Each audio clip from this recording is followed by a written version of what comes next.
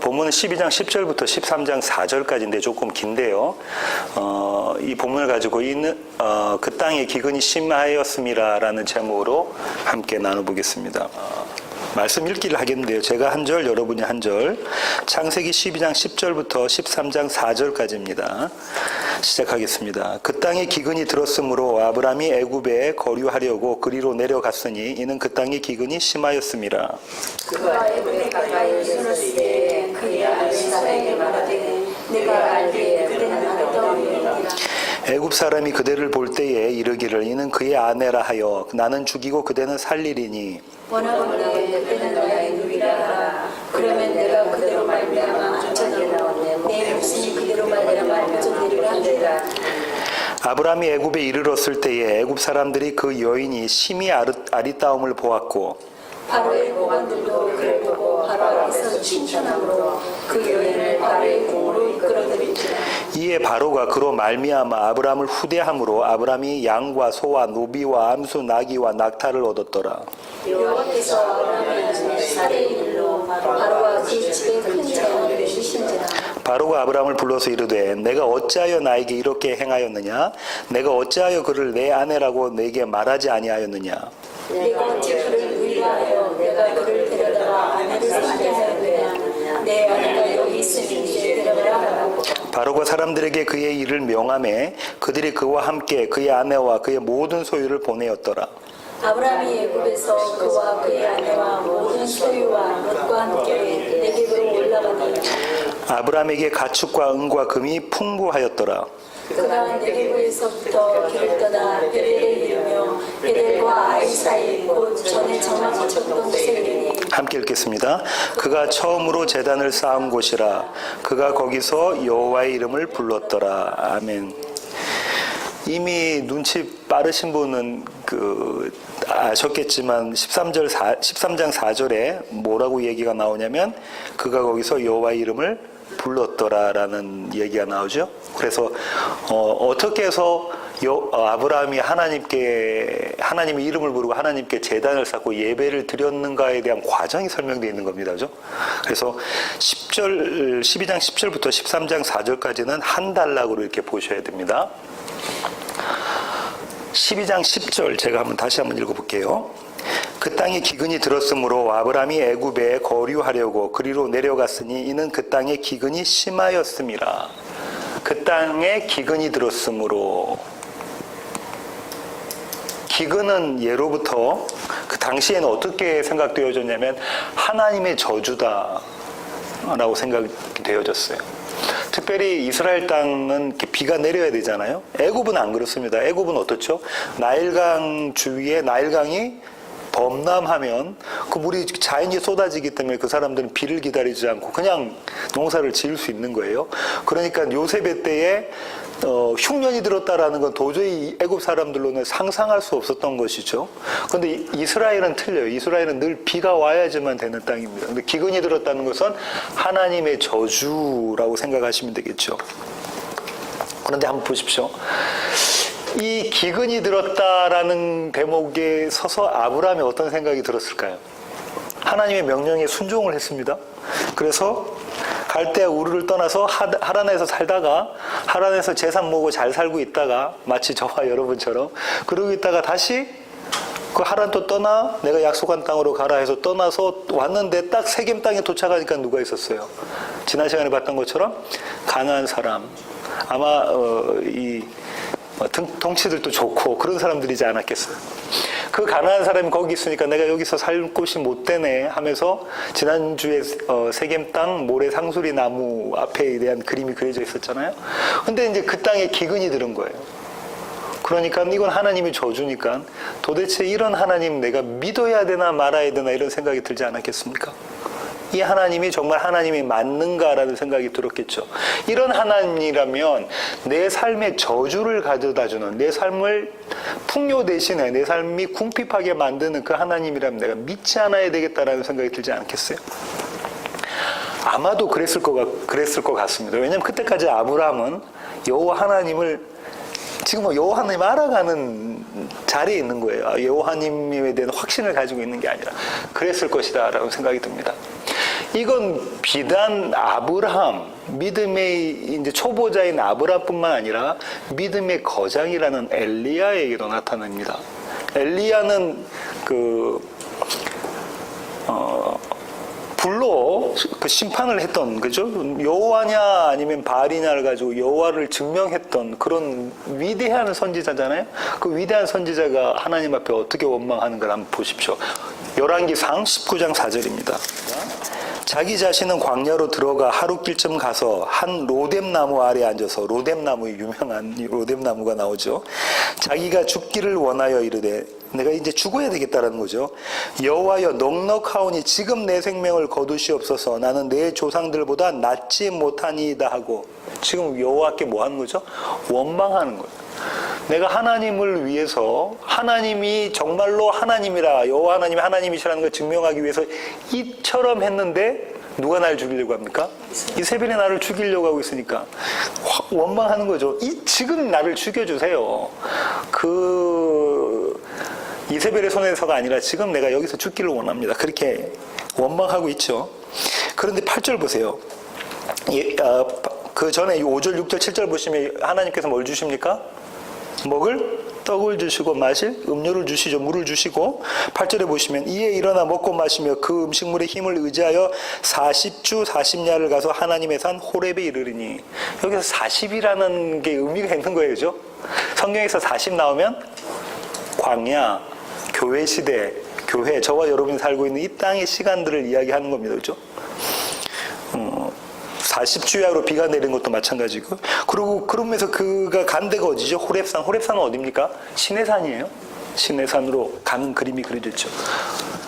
엘리야, 믿음의 거장이었다는 엘리야마저도 하나님을 원망하게 됩니다. 무엇이 닥쳤을 때? 그 땅에 기근이 들었을 때. 그 땅에 기근이 들었을 때 사람의 반응은 이런 거예요. 전부 다 이런 거죠. 자, 그 다음 볼까요? 그러니까 아브라함이 어디로 내려갑니까? 애굽으로 내려갑니다. 애굽은 세상을 대표하는 거죠. 바벨론과 애굽은 세상을 대표하는 것인데, 이 애굽은 강력한 힘을 갖고 있는 나라입니다. 부유한 나라죠. 그러니까는 믿을 만한 거예요. 여호와 하나님은 눈에 보이지 않는데 애굽 땅은 눈에 보여요. 풍요도 보이고 힘도 있어 보이고 나를 보존해 줄 만한 능력 있는 땅, 그 대상이 되는 거죠. 그래서 그 땅을 의지하고 내려갑니다. 이런 얘기가 많이 나오는데요. 이사야만 한번 찾아보겠습니다. 이사야 31장입니다. 1절과 3절 한번 볼게요. 이사야 선지자가 이스라엘에게 이렇게 이야기합니다. 하나님의 말씀을 들어서요. 도움을 구하러 애굽으로 내려가는 자들은 화 있을진저 그들은 말을 의지하며 병거의 많음과 마병의 심히 강함을 의지하고 이스라엘의 거룩하신 이를 앙모하지 아니하며 여호와를 구하지 아니하나니.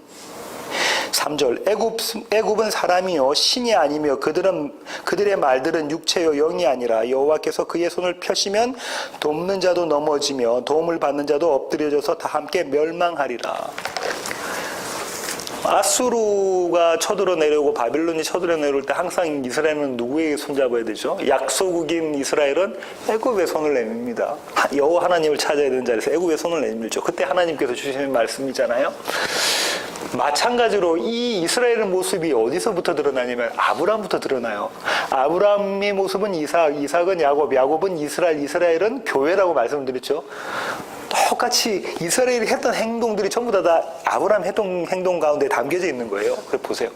애굽의 손을 내밀고 이제 애굽으로 내려갑니다. 그렇게 해서 거기서 거류하려고, 이 거류라는 건 잠시 동안 거류하는 거예요. 잠시 동안 그쪽에서 머무르려고, 왜냐하면 이 기근만 지나가고 나면 내가 다시 올라오리라는 생각을 갖고 있는 거죠. 여기서 중요한 것은 뭐냐면 신학적으로 중요한 것은 내려갔으니라는 단어예요. 성경에서는 내려갔으니라는 단어는 어떤 상태를 이야기하면 영적으로 믿음이 없어진 상태, 영적이지 않고 세상적인 상태, 세상 의존하는 상태. 이걸 다시 말하면 세상 의존적이라고 보시면 되겠습니다. 근데 거꾸로 올라가다 하면은 하나님 의존적이 되는 거예요. 하나님 의존적이 됩니다. 13장 1절 볼까요? 아브라함이 애굽에서 그와 그의 아내와 모든 소유와 롯과 함께 네겝으로 올라가니, 하나님께서 어떤 일을 하시고 난 다음에 아브라함이 올라가는 모습이 있다, 그죠? 그것은 영적으로 다시 믿음을 되찾은 하나님의 의존적인 상태입니다. 이 그림을 똑같이 갖고 있는 게 그 다음에 또 나오는데요. 기근이 심하여라는 거하고 13장 2절에 보면 아브라함에게 가축과 은과 금이 풍부하였더라는 단어가 비슷해요. 어떻게 비슷하냐면 카베드 하라브, 카베드 무오드, 이렇게 비슷하게 쓰고 있어요, 히브리어로. 무슨 이야기냐면 기근이 심하였다라는 것은 영적 상태인 내려감에 대한 표현입니다. 신학적인 표현이고, 올라가다라는 것은 풍부하였더라, 영적으로 풍성해진 것에 대한 표현인 거예요. 이 정도 가지고 염두에 두시고 그 다음을 보겠습니다. 12장 11절부터 12절 제가 다시 한번 읽어볼게요. 그가 애굽에 가까이 이르렀을 때에 그의 아내 사라에게 말하되 내가 알기에 그대는 아리따운 여인이라 애굽 사람이 그대를 볼 때에 이르기를 이는 그의 아내라 하여 나는 죽이고 그대는 살리리니, 그의 아내 사라에게 말해요. 그의 아내에게 아브라함이 이런 얘기를 합니다. 아브라함은 두려움이 들었어요. 어떤 두려움인가 한번 찾아보겠습니다. 20장 11절부터 13절입니다.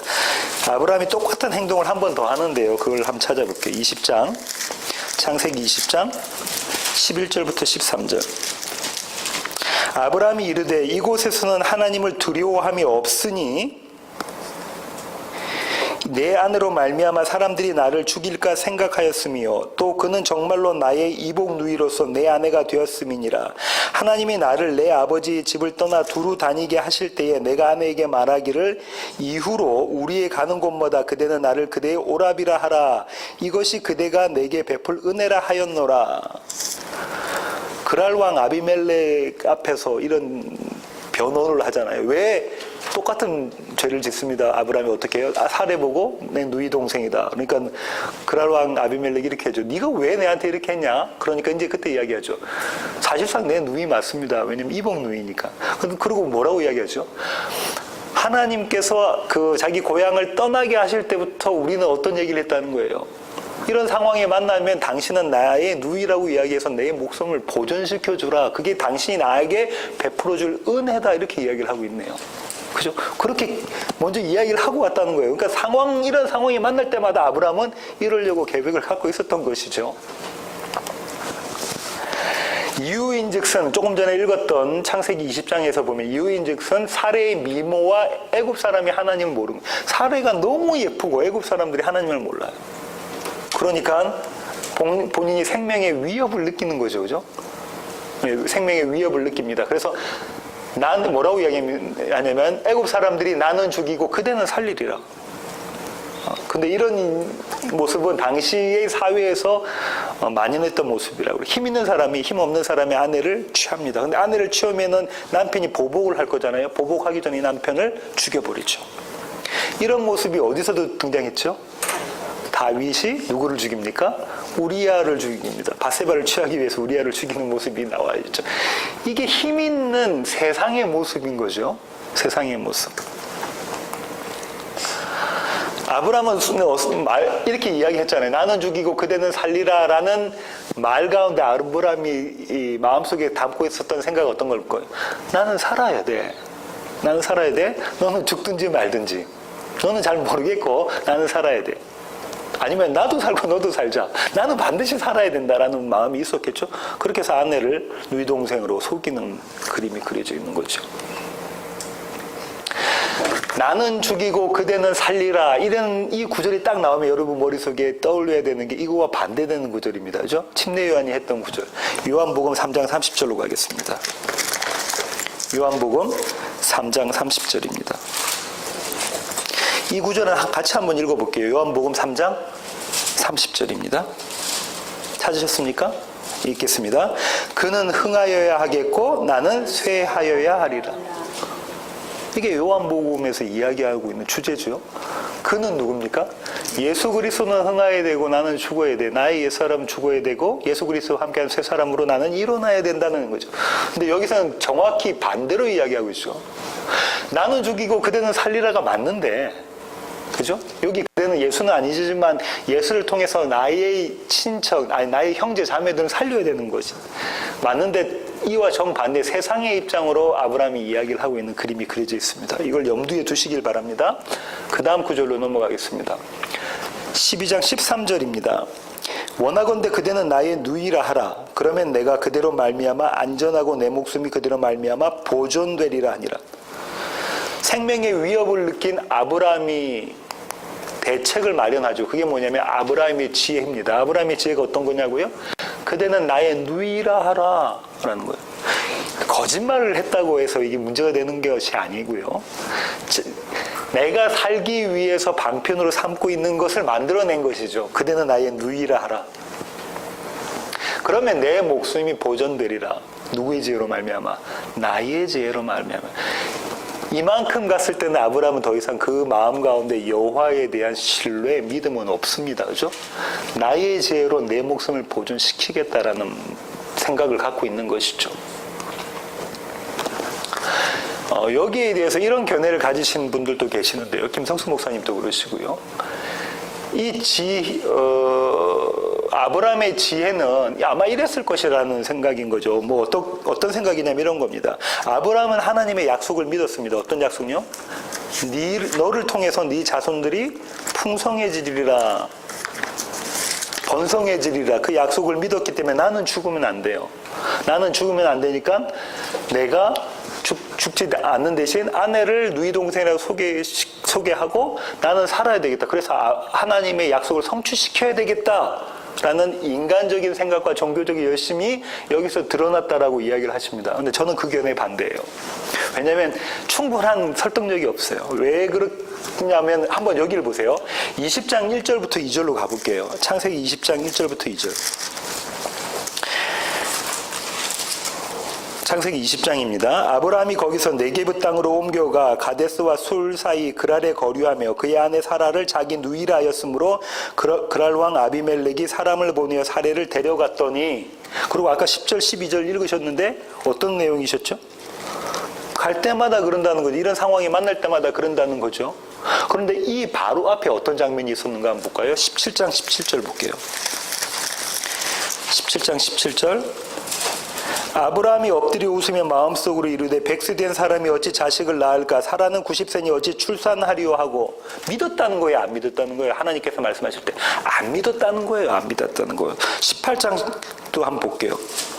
11절 12절. 아브라함과 사라는 나이가 많아 늙었고 사라에게는 여성의 생리가 끊어졌는지라 사라가 속으로 웃고 이르되 내가 노쇠하였고 내 주인도 늙었으니 내게 무슨 즐거움이 있으리요. 생리를 안 하고 있으니까 이제는 더 이상 아기를 낳을 수가 없잖아요. 잉태를 할 수가 없잖아요. 그런데 무슨 믿은 두 부부가 믿지 않았어요. 그러니까 이 근거는 그 다음에 일어난 게 뭡니까? 아내를 속이는 거예요. 누이 동생이라고 그렇죠. 그러니까 아닌 거예요. 그리고 한 번 더 등장합니다. 이런 사건이 누구를 통해서? 이삭을 통해서 등장을 해요. 26장 7절로 볼게요. 창세기 26장 7절 한번 볼게요.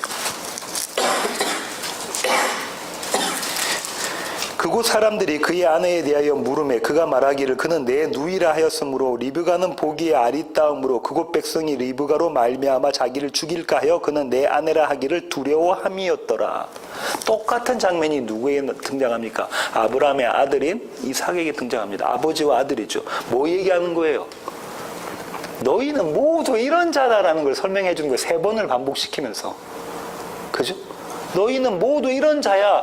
생명의 위협이 느꼈을 때, 그 땅에 기근이 들었을 때 너희의 지혜로 네 목숨을 보존하려고 생각하고 있는 게 네 모습이야 라는 걸 이야기하고 있는 것이죠. 그런데 성경의 지혜는 그렇지 않습니다. 성경의 지혜는 솔로몬이죠. 솔로몬의 지혜는, 솔로몬이 뭡니까? 샬롬이죠. 평강 이야기하는 겁니다. 살루미 여인, 샬롬. 솔로몬의 지혜는 무슨 지혜? 집 짓는 지혜라고 말씀드렸어요. 집 짓는 지혜. 이 집이 누구의 집? 하나님의 집. 다시 말하면 성전 짓는 지혜라는 거죠. 성전 짓는 지혜예요. 그죠? 그런데 이 성전은 어떤 방법으로 짓습니까? 옛 성전은 어떻게 버리시고? 험으로 버리시고 새 성전으로 지으시는 거예요. 옛 성전, 새 성전은 예수 그리스도가 말씀을 하셨다, 그죠? 이거 허물어라. 내가 3일 만에 다시 짓겠다. 반드시 그렇게 하시겠다라는 말씀을 하고 계시는 거잖아요. 여기에 대해서 잘 설명되어 있는 게 계시록입니다. 계시록 11장 1절부터 2절 한번 가보겠습니다. 계시록 11장 1절부터 2절. 이미 우리가 배웠는데 한 번 더 반복해서 한번 보죠. 또 내게 지팡이 같은 갈대를 주시며, 갈대는 측량자라고 말씀을 드렸어요. 말하기를 일어나서 하나님의 성전과 제단과 그 안에서 경배하는 자들을 측량하되 성전 바깥마당은 측량하지 말고 그냥 두라. 이것은 이방인에게 주었은즉 그들이 거룩한 성을 42달 동안 짓밟으리라. 그죠? 뭐가 나왔습니까? 성전이 나왔어요. 성전이 나왔는데 성전 바깥은 어떻게 한대요? 그냥 내버려도 돼요? 누가 들어온대요? 거기에? 이방인들이 와서 42달, 42달은 1260일, 한때 두때 반때 40년, 40주야 한다, 그죠? 교회의 시대 이야기하는 거죠. 저와 여러분의 삶의 시대, 이 동안 이것을 어떻게 한대요? 짓밟는다라는 거예요. 짓밟는다. 이게 뭐 한다는 거예요? 성전을 청량하는 방법이에요. 성전을 측량한다는 얘기는 뭡니까? 어떻게 측량합니까? 우리 강 집사님도 계시는데 빌딩 지을 때는 어떻게 하는 거예요? 이게 잘 지어져 가는가 못 지어져 가는가를 확인하는 거죠. 만약에 잘못 지어졌으면 잘못 지어진 부분은 부숴버리고 잘 짓게 만들어 가는 겁니다. 성전 측량은 그런 거죠. 42도 떴다가 뭐 하신다는 거예요? 하나님의 백성, 하나님의 교회의 성전을 청량을 할 텐데, 제대로 지어갈 텐데, 어떤 방법으로? 이방인이 와서 너희들을 짓밟는 방법을 할 거라는 거예요. 뭘 죽이기 위해서? 옛 성전을 파괴시키고 옛 사람을 파괴시키고 죽이시고 새 사람으로 너희가 일어나게 하기 위해서 이 성전 측량하겠다라는 것이잖아요. 그 청량하는 것에 쭉 설명하고, 그 다음 계시록이 11장 3절 4절 누구 이야기하고 있어요? 두 증인 이야기가 나왔네요. 이 두 증인은 누구라고요? 모세와 엘리야. 어떻게 알 수 있습니까? 그 뒤에 나오면 불이 나오고, 그죠?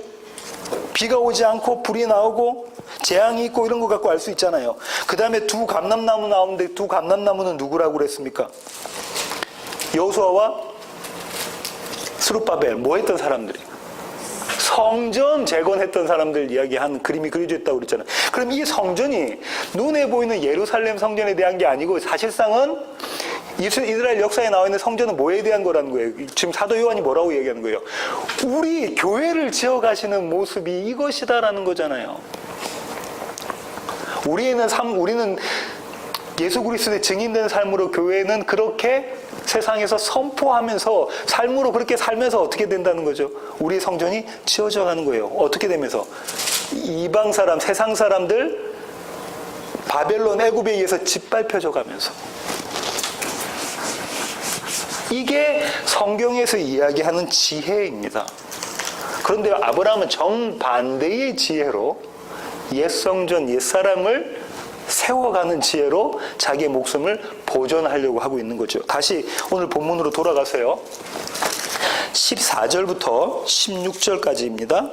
아브라함이 애굽에 이르렀을 때 애굽 사람들이 그 여인이 심히 아리따움을 보았고, 바로의 고관들도 그를 보고 바로 앞에서 칭찬함으로 그 여인을 바로의 궁으로 이끌어들인지라. 이에 바로가 그로 말미암아 아브라함을 후대함으로 아브라함이 양과 소와 노비와 암수 나귀와 낙타를 얻었더라. 아브라함을 후대함으로. 누가요? 바로가 아브라함을 후대해요. 이유가 있는 거죠. 후대의 이유는 사례의 미모입니다. 너무 사례가 아름다웠대요. 사례가 몇 살이죠 그때? 65세예요. 65세인 사례가 너무나 아름다웠대요. 근데 아브라함만 그렇게 생각한 게 아니고 애굽에 있던 사람들도 다 그렇게 생각해가지고 자기가 취하지 못하고, 이거는 제일 아름다운 이 여자는 누구에게 드려야 되겠다는 거예요? 바로. 그때 당시 세상의 왕이라고 부르는 바로한테 바쳐야 되겠다라는 거죠. 왜 그랬을까? 학자들 간의 견해가 있는데요. 유대 랍비들은 어떻게 생각했냐면, 유대 랍비들은 이렇게 생각했어요. 사례가 회춘을 했다.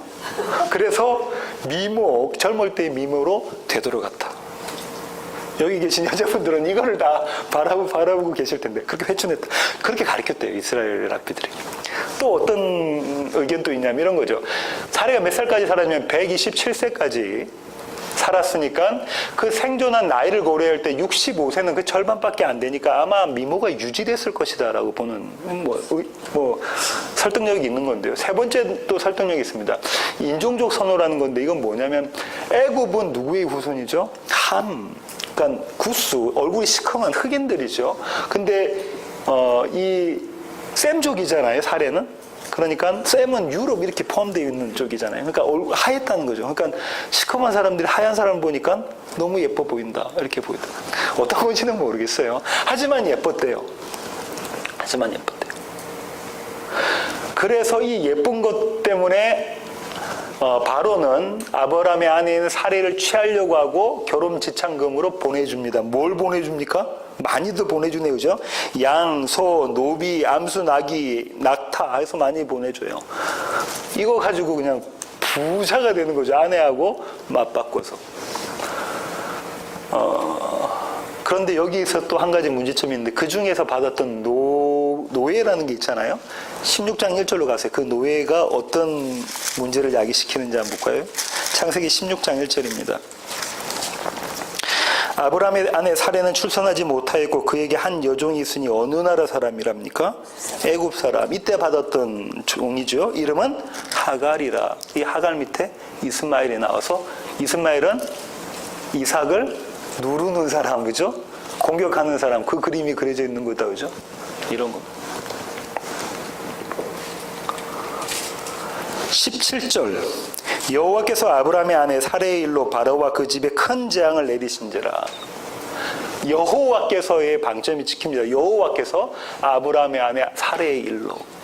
지금까지 누구의 지혜로 오고 있는 거예요? 아브라함의 지혜로 오고 있는데 이때 여호와께서 간섭과 개입을 하고 계시죠. 바로와 그 집에 큰 재앙이 내었는데 이때는 우리가 뭘 생각을 하시냐면 예굽의 10가지 재앙, 그 중에서 마지막 재앙 장자가 죽는 재앙, 네가 죽는 재앙이라는 거죠. 그걸 염두에 두셔야 돼요. 이 재앙을 내리는 거예요. 세상에게는. 사례는 어떤 사람입니까? 약속의 씨인 이삭, 그의 후손으로 예수 그리스도가 나와야 될 어머니 되는 사람이에요. 이 사례가 죽으면 안 되고 또 이 사례가 바로의 세상의 아내가 되어서도 안 되죠. 그러니까 하나님께서 개입하시고 간섭하시는 겁니다. 하나님의 개입과 간섭은 어떤 것이냐면 하나님의 약속을 지키시는 하나님이라는 걸 드러내시는 거예요. 어떤 약속? 창세전 하나님 스스로의 언약.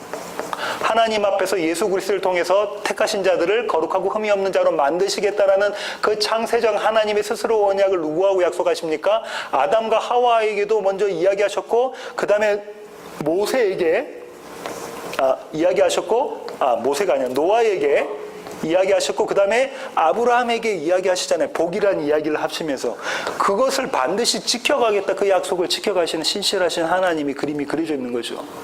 약속을 반드시 지키시는 신실하신 하나님이십니다.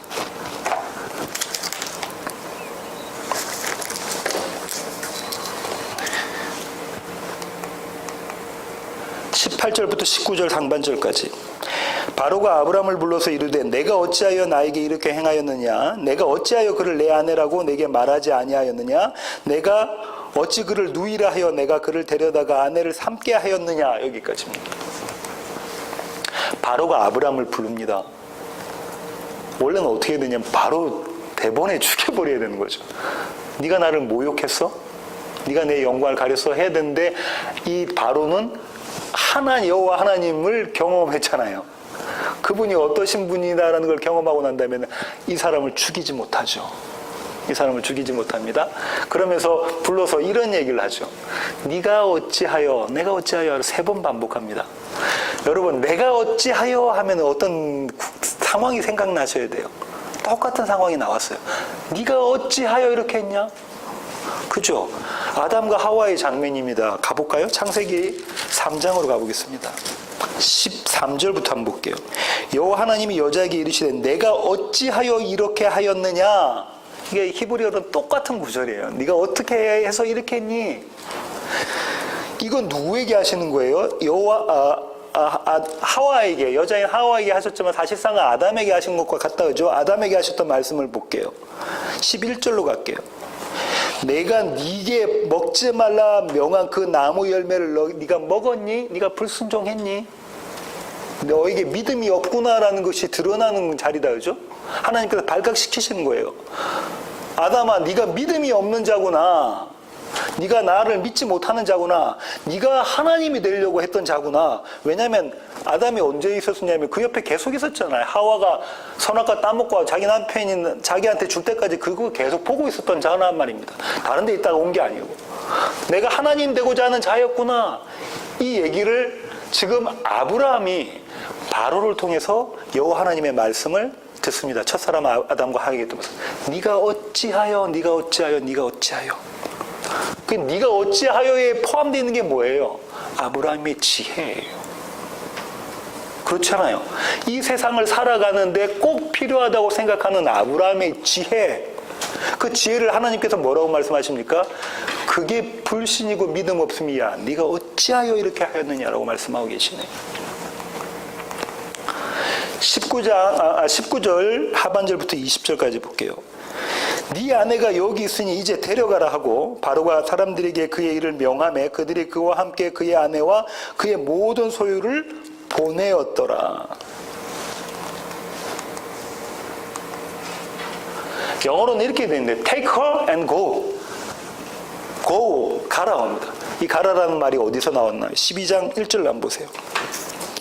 여호와께서 아브라함에게 이르시되 너는 너의 고향과 친척과 아버지 집을 떠나 내가 네게 보여줄 땅으로 가라. 이때 고입니다. 이제 누가 바로가 하나님이 하셨던 말씀을 지금 누구에게? 아브라함에게 가라. go 하고 이야기하고 계시네요. 자, 보세요. 12장 1절 여기서 주목하셔야 돼요. 12장 1절에 하나님께서 여호와 하나님께서 아브라함에게 주셨던 명령이 뭐예요? 네가 힘삼아 있었던 것, 네가 의지했던 것 그것 떠나서 이제 나만을 의지하고 약속의 땅, 내가 네게 보여주는 그 땅으로 가라라고 하신 거잖아요. 가라라고 하신 거는 그럼 명령을 받은 사람이 누굽니까? 아브라함이잖아요. 아브라함이 가는 거잖아요. 반드시 가야 되잖아요. 근데 반드시 가는 그 자리가 나는 지켜지지 않고 나는 뒤돌아서 우리 윷놀이 할 때처럼 백도 뒤돌아서 거꾸로 가고 있잖아요. 근데 하나님께서 어떻게 하세요? 이 가라라고 명령을 주신 분이 어떻게 하세요? 다시 아브라함을 뒤돌려서 끌고 가시는 거예요. 그러면 우리에게 주신 명령을 어떻게 하나요? 하나님께서 반드시 그 명령을 이루어 가시고 성취해 가신다는 것을 이 그림으로 그려져 있잖아요. 아브라함이 갑니까? 아닙니다. 아브라함은 안 가요. 저와 여러분 안 가는데 하나님이 아브라함을 끌고 붙잡고 반드시 가는 자리로 끌고 가시는 겁니다. 그래서 가잖아요. 바로가 보내었더라. 이 그림이 출애굽기 10장에서 또 나오죠. 또 다른 바로가 보내잖아요. 그죠? 10가지 재앙 이후에 보내었더라. 세상은 우리를 보낼 수밖에 없는 자예요. 하나님께서 간섭하고 개입하고 계시지만 세상이 우리를 보듬어 안고 우리를 꼭 붙잡고 있는 것 같지만 하나님께서는 그 가운데 세상으로 하여금 우리를 보내게 만드신다는 거예요. 하나님이 약속하신 땅으로 보내신다는 거예요. go, 가라. 13장 1절부터 2절입니다. 아브라함이 애굽에서 그와 그의 아내와 모든 소유와 롯과 함께 네겝으로 올라가니 아브라함에게 가축과 은과 금이 풍부하였더라. 네겝 사막이 되죠. 메마른 땅, 황무지. 그 땅으로 올라가니가 뭐라고요? 아까 믿음이 없는 상태에서 믿음이 있는 상태로 된 거예요. 그죠? 풍부하였더라. 이 구절을 보고 자 봐. 하나님의 말씀에 순종하니까 뭐가 됐다? 부자 됐다. 이런 거 아닙니다. 뭐가 있었다고 그래요? 가축은 금이 풍부했다. 부자 됐다. 복 받았다. 이렇게 생각하는데 복이 이건가? 성경이 이야기하는 복이 뭔가? 이 똑같은 게 지금 12장 2절에 있잖아요. 하나님께서 주신 말씀이잖아요. 내가 너로 큰 민족을 이루고 내게 복을 주어 내 이름을 창대하게 하리니 너는 복이 될지라. 이 복. 창세기 1장 28절 첫사람에게 주신 복을 한번 볼게요. 1장 28절입니다. 하나님이 그들에게 복을 주시며 하나님이 그들에게 이르시되 생육하고 번성하여 땅에 충만하라. 땅을 정복하라. 바다의 물고기와 하늘의 새와 땅에 움직이는 모든 생물을 다스리라. 생육, 번성, 충만, 정복, 이게 복이잖아요. 이 복을 또 누구에게 주시죠? 똑같이 노아에게 주셨잖아요. 9장 1절 갈게요. 하나님이 노아와 그 아들들에게 복을 주시며 그들에게 이르시되 생육하고 번성하여 땅에 충만하라. 첫사람 아담과 하와에게 주셨던 복을, 아담에게 주셨던 복을 누구에게? 노아에게 주셨던, 노아도 아담과 똑같은 그림을 그렸잖아요. 노아에게 주셨던 걸 아브라함에게 주셨잖아요. 이 복, 근데 이 복을 나중에 바울이 뭐라고 이야기하죠? 자손이 여럿이라고 하지 않고 한 명, 누구 이야기하는 거예요? 예수 그리스도 그 씨를 통해서 충만해지는 것, 풍성해지는 것, 복을 받는 것에 대한 그림이 그려져 있는 거잖아요. 그죠? 누구? 여호와 하나님을 믿게 하는 그림이 그려져 있는 그 복에 대한 이야기를 합니다. 왜 이렇게 이야기를 하냐면, 우리는 예수 믿고 부자 되는 것이 복이라고 생각하는데 그렇지가 않아요. 그게 아니라 예수 그리스도로 부흥하는 게 복입니다. 부흥하는 게. 12장 12절 한번 볼게요. 애굽 사람이 그대를 볼 때에 이르기를 이는 그의 아내라 하여 나는 죽이고 그대는 살리리니. 이게 어떤 거냐면 아브라함이 갖고 있었던 생각이었죠. 그죠? 생명의 위협. 나는 죽이고 그대는 살린대. 나는 살아야 되고 니는 죽든가 말든가 가야. 이게 아브라함의 마음이잖아요. 그래서 자신의 지혜를 발휘하잖아요. 나는 살아야 돼. 근데 이 자가 어떻게 바뀌는가 볼까요? 13장 9절로 가보세요. 이 믿음이 훈련 다음에 어떻게 바뀌는가 볼게요. 자기 조카 롯에게 이렇게 얘기합니다. 내 앞에 온 땅이 있지 아니하냐? 나를 떠나가라. 네가 좌하면 나는 우하고 네가 우하면 나는 좌하리라. 뭐래요? 네 가고 싶은 데 가. 내가 그 나머지가 할게. 원래는 어떻게 해야 되는 거예요? 세상적 방식이라면.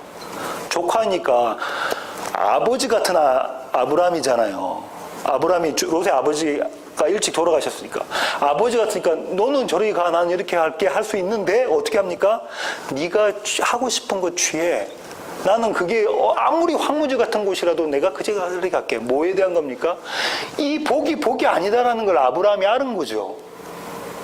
그죠? 복이 아니다라는 걸 아브라함이, 하나님이 나와 함께 계신다는 것, 그게 복이다라는 거. 근데 이걸로 머물러 있지 않고 계속 믿음이 없어졌다가 올라갔다 없어졌다가 마지막인데요. 13장 3절부터 4절인데 6절부터 4절로 되어 있네. 3절부터 4절입니다. 그가 네게브에서부터 길을 떠나 베델에 이르며 베델과 아이 사이 곧 전에 장막 쳤던 곳에 이르니 그가 처음으로 제단을 쌓은 곳이라. 그가 거기서 여호와의 이름을 불렀더라. 네게브에서부터 황무지로부터 길을 떠나 하나님의 집 있는 데로 다시 발걸음을 올라갑니다. 다시 올라가고 있는 그림이 그려져 있죠. 내려왔다고 계속해서 올라가고 있는 그림이 그려져 있는데 어디와 어디 사이예요?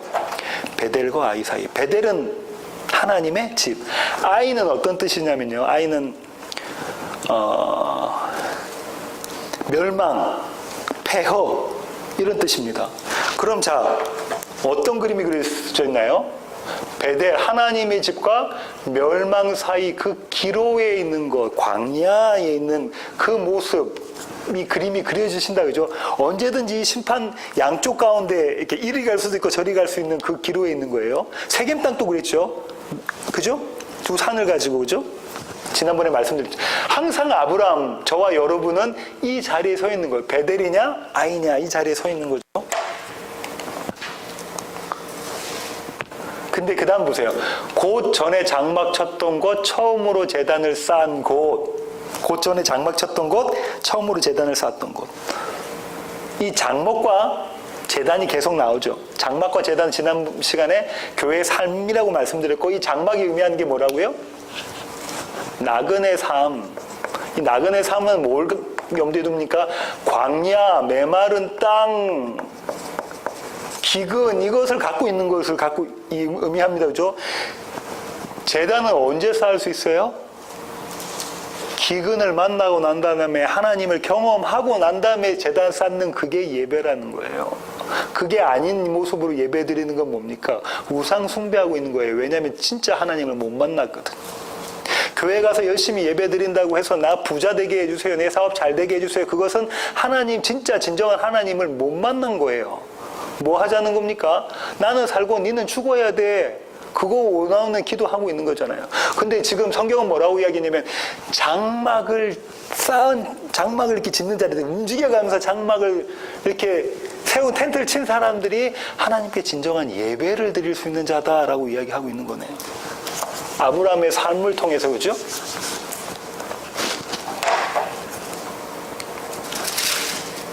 그때에 여호와의 이름을 불렀더라. 12장 8절에선 언제 여호와의 이름을 부르죠? 12장 8절에선 똑같이 장막 쌓고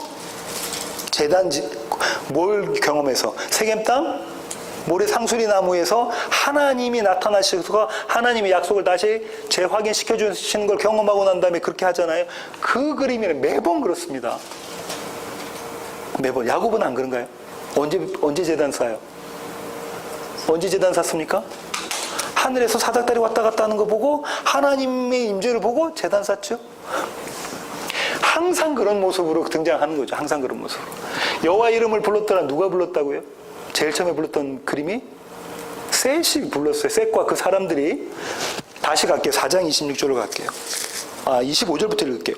아담이 다시 자기 아내와 동침하며 그가 아들을 낳아 그의 이름을 셋이라 하였으니 이는 하나님이 내게 가인이 죽인 아벨 대신 다른 씨를 주셨다 함이며 셋도 아들을 낳고 그의 이름을 에노스라 하였으며 그때의 사람들이 빌어서 여호와 이름을 불렀더라. 이게 예배란 말이에요. 이게 예배. 누가 죽었어요? 아벨이 죽었어요. 누구 대신 죽은 거예요? 가인이 반드시 죽어야 되죠. 이 제사는 받을 수 없는 제사이기 때문에 자기 의로, 자기 열심으로 자기를 드리는 제사였잖아요.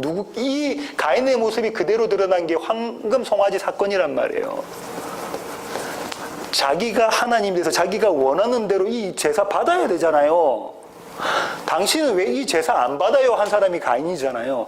그 안 받아요 하나님 죽이려고 했던 모습 대신 누굴 죽인 거예요? 하나님 죽일 수 없으니까 동생 아벨을 죽였잖아요. 아벨 이름은 뭡니까? 허무, nothing. 그를 죽이잖아요. 이 아벨 대신 태어난 자가 누구예요? 셋. 세 사람으로 태어난 자 셋. 이 셋이 아들을 낳으면서 이제 씨가 이어져 가면서 뭐 했대요? 여호와 하나님의 이름을 불렀더라. 예배드렸더라라는 거잖아요. 예배드렸더라. 이 창세기에 나와 있는 그림이 계속 반복적으로 아브라함의 삶 가운데, 족장들의 삶 가운데 나오고 이스라엘 민족 가운데 나오게 됩니다. 마지막 결론입니다. 그 땅의 기근이 심하였습니다. 저와 여러분의 삶 가운데 기근이 찾아옵니다. 반드시 찾아옵니다. 반드시 찾아와요. 기근의 목적을 한번 볼게요. 신명기 8장 2절부터 3절입니다. 내 하나님 여호와께서 이 40년 동안에 40년 염두에 두세요.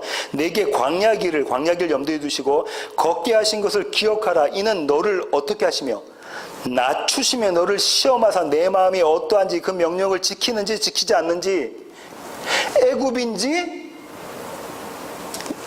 이스라엘인지 가나안 땅인지, 그죠? 그걸 그걸 시험하시고자 한다는 거죠. 너를 낮추시며 너를 줄이게 하시며 또 너도 알지 못하며 내 조상도 알지 못하던 만나를 내게 먹이신 것은